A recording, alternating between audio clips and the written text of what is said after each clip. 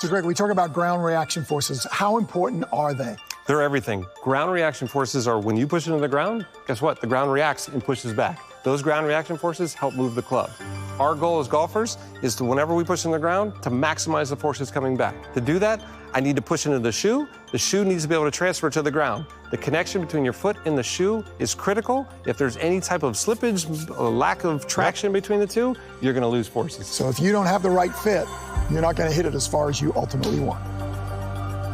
Greg, let's talk about these ground reaction forces and really how they come together to make you a better golfer. So we know that the ground is the ultimate in starting the power source for the golf swing. That's right. So over the last 5 to 10 years, I think a lot of the sports science out there showed us exactly how important it is in the golf swing. There's lateral, yep. So I can push side to side. Yep. You don't think golf of lateral, but there's a lot of lateral. There is a lot of lateral because you're loading into your trail side and then you're moving back into your lead side, and that has a reaction on the golf club. That's how you shallow the club. And you think about, like, why do we want a weight shift? Why do we want lateral in the golf swing? Well, if I shift lateral, I actually hit the ground harder. If I hit the ground harder, the reaction force is harder.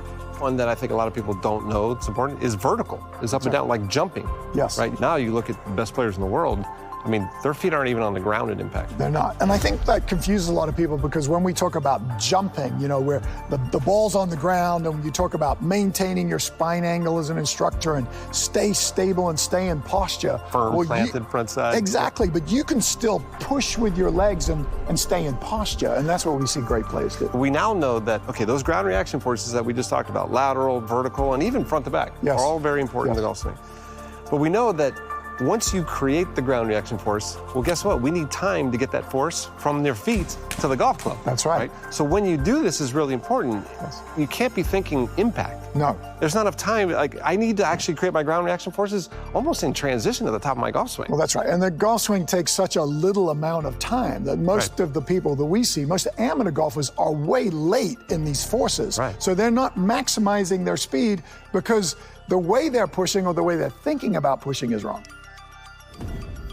We know that the best golfers in the world use the ground to create the force. They create these forces in all different ways. They create these torques, and all those forces come up and move the club, right? Now let's talk about shoes for a second. Yeah. Right? When we look at shoes at the Titleist Performance Institute, what we do is we're really looking at maximizing your integration with the ground, and that shoe becomes a very important factor. Well, like I said, the art here is creating a shoe that can absorb the forces when you're walking, but maximize the ground reaction forces when you're swinging. That's right. The cool thing about the sports science is we're learning how these ground reaction forces be harnessed, and with some really brilliant minds, we can figure out how to maximize those forces. When you put the shoe on, your forces go up.